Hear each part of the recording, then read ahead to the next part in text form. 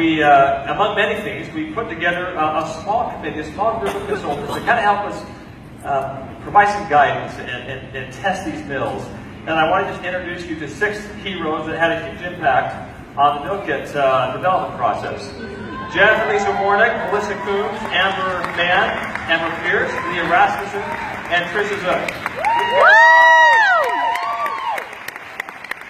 Had a huge impact, I'll tell you, that together, this group with our internal team have tested these 12 mills over 400 times. You can know they are dialed in, they're absolutely spectacular. But I thought it would be nice just so you can see their experience. They've been involved with this quite a bit. I thought I'd just have a couple of them share what they appreciate about Simple Flame.